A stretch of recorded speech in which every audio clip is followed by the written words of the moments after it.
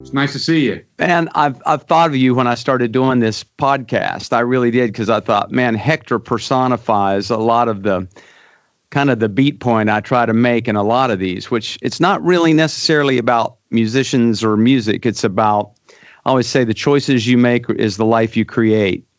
Yeah, and I looked at the promo thing that you had. Oh, you did? And so that helped me get a little idea of the theme, as well as the questions that you sent me. So that, at first, I thought it was all going to be about either music or all about the academic stuff. So right, it's not. It's more what we do in life, right? How we navigate life. Yeah, and I know from our past conversations, you can go to philosophy mode pretty easily, which that kind of wades into. But I don't know, man. I think we're at a place, even in the country, maybe the world, where a lot of people are experiencing severe disruption, displacement. What they thought they were going to do is not, now they're not going to do that anymore. Maybe their job ended. Maybe their whole industry. I always say the music industry was the first through the internet wall, and that first one through the wall is always the bloodiest. Mm-hmm. And I mean, Hector, I'm sure you observed this too. And I mean, I saw this close up, how an industry was faced with a serious technological shift, and it changed everything. And kind of the first reaction is to resist it and defend against it and run back to the old ways of doing things. And sure enough, in a few years, it becomes clear that the old ways are never coming back. Yes, and the doubling down on them was a mistake, It was a mistake. It was a mistake. And man, I'm fighting going off several rabbit trails here, but the first wave in the music business that everybody fought was iTunes. Mm-hmm. But now iTunes looks like the end of the rainbow, because people were still paying for recordings. And of course, now streaming, I talk to conventions and groups once in a while, and I say, how many of you are working like you did 5 years ago? And of course, nobody is. And I get down to 4, 3, 2, 1 year ago, and hardly anybody is.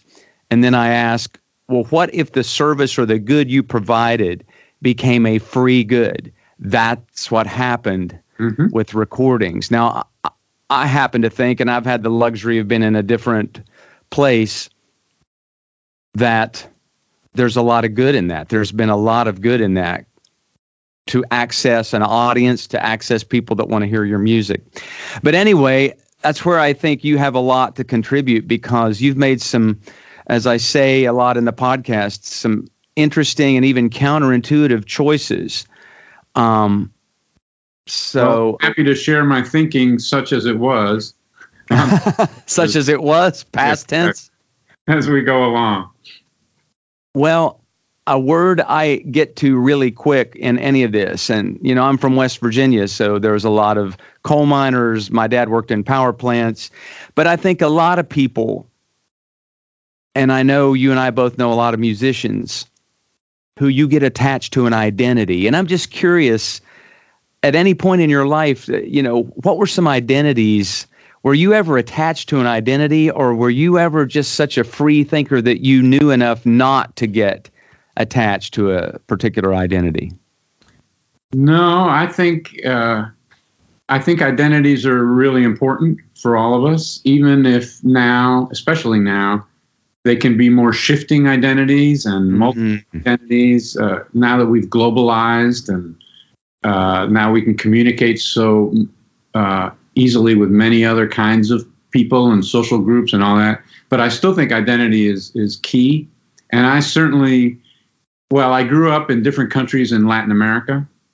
Yeah, give us some background there. Yes, every 2 years or so we would move. I was kind of like an army brat, but it was business brat, I guess, because my dad was making his way up in business. He was an immigrant from Albania. My mother, an immigrant from Cuba. They met and married in New York and became citizens. And he got a job at the bottom rung of a big company, pharmaceutical company. And partly because he spoke many languages already and they were willing to travel, he worked his way up every couple of years in a different rung of the ladder. So I'm an American, born in New York City, proud to be an American. Yeah. My parents are immigrants. I'm not so sure how well received they would be today. Became American citizens, and then we lived in various countries, different times. So my identity was never tied to geography. Because I never lived in one place for very long. The longest I've ever lived anywhere was in Tennessee for many years, and now I'm not even there. I'm in South Carolina. So part of the identity was more of a Pan-American identity, I guess you'd call it. I'm American, but I think of it including South America and Central America too. You know? Right. My mom's Cuban background influenced us much more than my dad's Albanian background. He kind of let that go, thinking it wasn't going to be of much use to his kids in the United States. But my mom never did, and so we grew up speaking Spanish and English.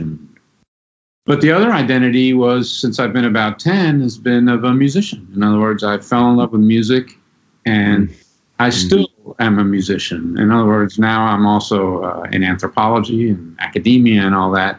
But at the cornerstone of all of that is still being a musician, even though I don't make, I make tens of dollars being a musician. And it's not tied to commercial or success or because I have none of those things. Right. And yet it's a very important component of my identity.